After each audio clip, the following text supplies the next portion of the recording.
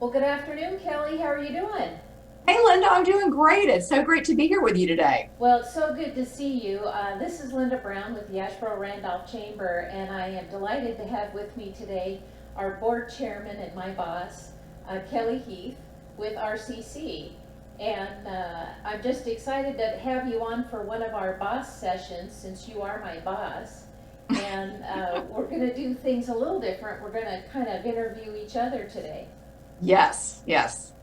I've been thinking back about recent years and past board chairs, and when I arrived, Art Martinez was the board chair, and his focus was growing the membership, and unbeknownst to him, he found out that the chamber president who'd been here over 20 years was going to retire, so suddenly it threw his year in a wrench and needed to find a new chamber president.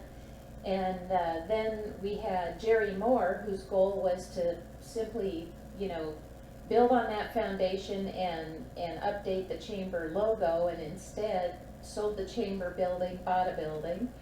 And then we had Michael Moore, who came after that and said, my goal is not to screw anything up. And that was his words, and he did excellent job of that. And then we had John Revel, who came in and just wanted to keep growing, building on what we had, and then we threw something at him, made the decision to hold Field of Honor, and 45 days later we had it. So that was quite a whirlwind, but It what sure an was. exciting thing that turned out to be. And then we had Al Pratt's year, where worst weather in the history, I think, of Randolph County. Just uh, incredible. every single event we had was either canceled, postponed, rescheduled, or all three at some point. And Yes. so then Matthew came in last year, Matthew Smith, and had a great year. Weather was in his favor, and he launched the 30-second commercials. And Kelly, for your year, you chose Changing Tides as as the theme for the year, and how apropos that has been. Absolutely. And of course, that was a carryover from our retreat, which we were so happy to do, having had to cancel the year before. But it's really been a testament, Linda, I think, to resiliency. And I mean, I just have to say, I'm so proud of the chamber staff and all that you and Julie and Chelsea and Amy have done to show resiliency. And I think that's one thing, we're dealing with as a community. I'm a real positive, optimistic person. And, it sort of depends on the day, as it is for everybody right now. We've got friends that are really struggling. We're concerned about the community. We're concerned about what's going to happen. But also, too, I try to think about how this community has been through so many things before. My husband grew up here, so I've been coming here for a lot of years. And just remembering when, manufacturing started moving away, and when we had the recession in 2008, and when Forbes magazine and 60 Minutes were saying that, Asheboro was a dying town. We've been through, these times before. And I want to be optimistic and I want to be positive about what's to come for us. And I think what's really important right now is that we all have compassion for each other and some self-compassion too, that it's okay to be frustrated and angry and wondering what's going to happen. But a key, I think, for this community, and I know one of our focuses for the chamber, is being there to support each other, that it's okay to ask for help, that it's okay to be frustrated, and that the chamber is going to continue to be here to help everybody in any way that we can. And I know that's one thing you've had a lot of conversations with members recently. Some of you who are watching might not know that the chamber staff has reached out and has talked with every single one of our members. And that process has been a really good one for the staff, and then also for us with the chamber to understand what's going on out there. So talk a little bit about some of the things that you've been hearing from members and what that experience has been like for you. Well, I'll tell you, it's been really inspiring in a lot of ways. And last week I went out and met with 20 different members to get photos for a collage that we put on Facebook. And Mhm. Boy, I tell you, that kind of got a life of its own. It was shared over 40 times the last time I looked, and it was so much fun seeing everybody, but everybody had the same question. So what are you hearing out in the community? They all want to Mhm. know what's going on, and I think everybody is so desperate for socialization. Yes. And I know I have enjoyed these Zoom meetings with different people and groups I'm a part of, committee meetings and whatnot. It's nice to be able to see other people and usually see their pets wander across the screen. I'm surprised we haven't seen your dog Bridget. Oh yeah, she's right over here. She might make an appearance by the time this is over. But I'll tell you, like you, I'm feeling very, very optimistic. I mean, I look at, situations people are in and they're really dire. I mean, I've talked to members who, are really holding on with everything they've got to keep their doors open and be able to reopen when they can. And that's so difficult to hear, but what I'm hearing from every single person I talk to is a desire to get things back to normal. Everybody wants that, and I think that's the single most unifying thing I have heard in years. And I'm hearing it from everybody in the community. And I think people are gonna do whatever it takes to get things as close to normal again as we possibly can. And for me, that's tremendously optimistic and inspiring, because, they say you don't know what you got till it's gone. And, there's a lot of truth in that, but I think people, are stronger than they realized they were. They're trying to be sensible about what they're doing to make sure they don't get sick or they don't, spread germs, and I think that's wonderful, but they're also desperate to get back to normal. Absolutely. I mean, I think that's one of our greatest strengths through normal times and through the times that we're in now is that sense of community that we have. I mean, I know that's one thing that, those of us that, who work with the chamber and have volunteered for so long, we're so appreciative of all those community relationships that we have and just that sense of community. And I mean, I see a lot of people reaching out and doing what they can. They're getting local takeout, they're buying gift cards that they can use later. They're doing virtual volunteering. I know I've seen a lot of people, volunteering with Daily Bread or they're dropping things off. I know there's been businesses. I saw something that, one of our members had done some chalk art downtown to be inspirational. So there's lots of ways that we can react to this in a positive way while also remembering that there's really people that are struggling and reaching out to those people and members and making them feel okay about being frustrated or fearful or just really concerned about where things are going and what's going to happen in the new normal. So Right. I've been really buoyed to see that happening. And I've that's been one thing really, I'm personally trying to do if I can, yeah, I've been really proud to have received a lot of phone calls and emails from our members wanting to know who they can help. So one large company called and said they wanted to know what charitable organizations really needed help. And I made a few recommendations based upon things I had been hearing out in the community and gave them several ideas. But they're still working, they're an essential organization, but they wanted to contribute in some way. And I've had others come to me with ideas, and I wish we had the capacity working remotely to be able to put some of these ideas to work. So what I've been trying to do is those people that are in a position to kind of take on those initiatives, I've asked them to try to take them on, and we'll help promote them as best we, we'll help promote them through social media. But it's like you said, it's just great to see people coming out and looking for ways to help each other.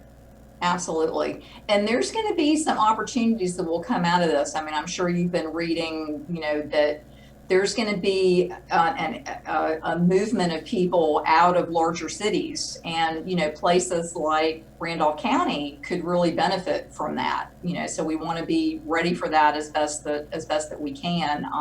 And I know that's one thing that we're all particularly proud of at the chamber, is that we've really got this mix of millennials, younger people, or more seasoned people that have been with us, and that's something that we've worked hard on as an organization, to have that mixture of people. So we might be getting some more folks here soon.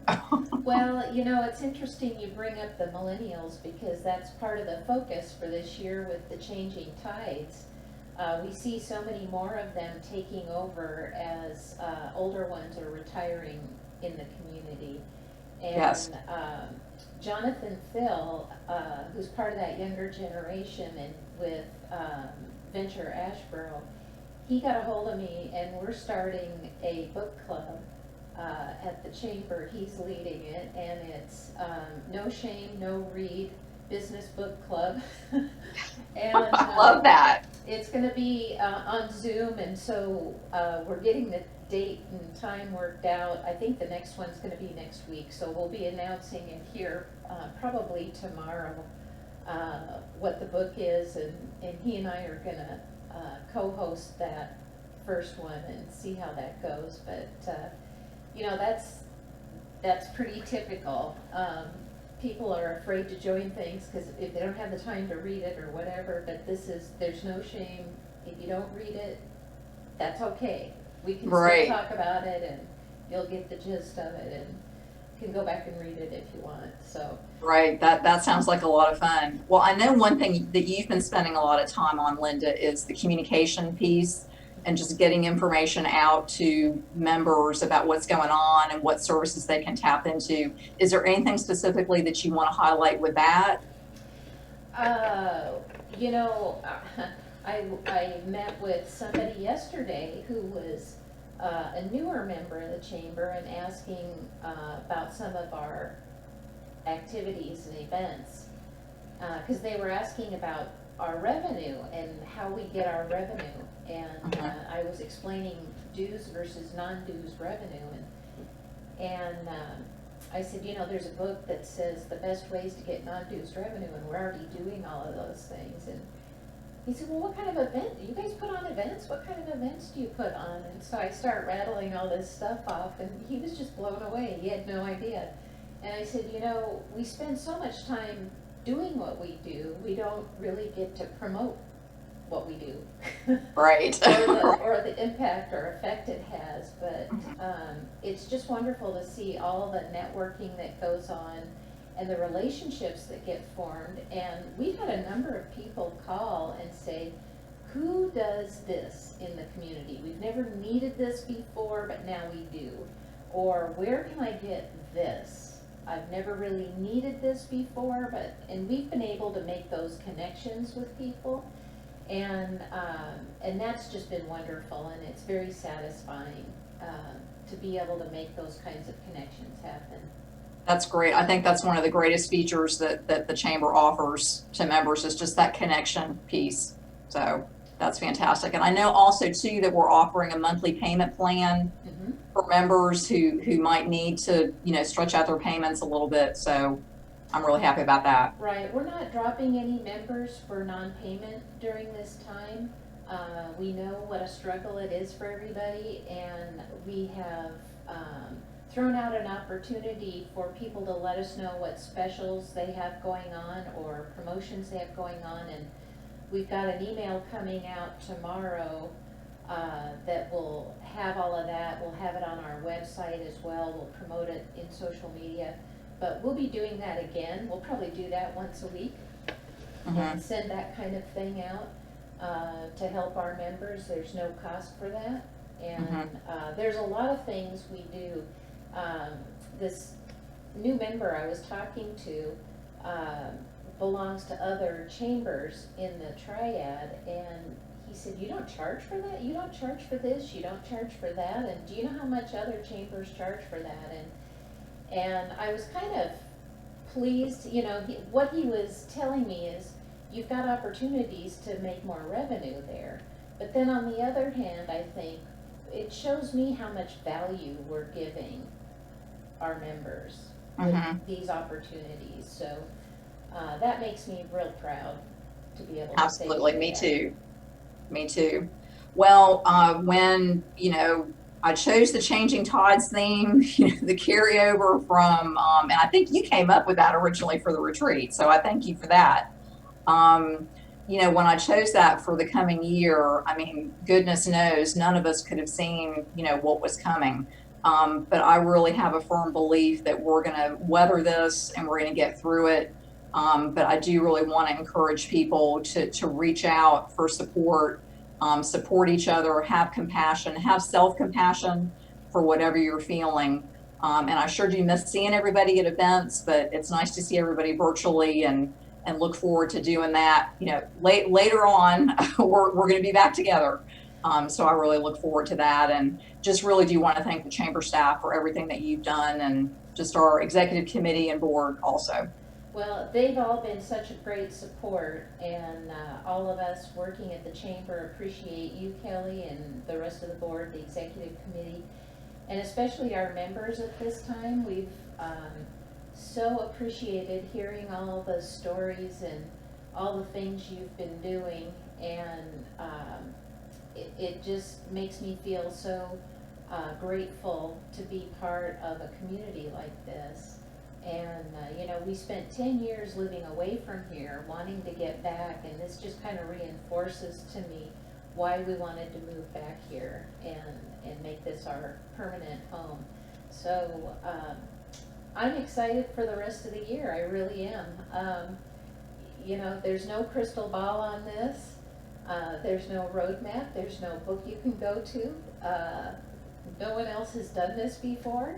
What we're heading Exactly. towards. So we're going to be trailblazers, all of us in the community together. But I think because of the desire everybody has to get back to normal, I think we're gonna rebound from this, and I'm just very hopeful, very optimistic.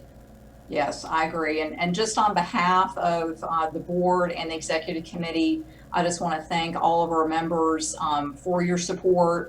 You have reached out to us, and please know that we're going to remain here to do everything that we can to support you with whatever happens. So this has been great, Linda. Well, thank you. I appreciate it, and I know I'll be talking to you soon. Absolutely. Absolutely. Thanks, everybody. Bye-bye.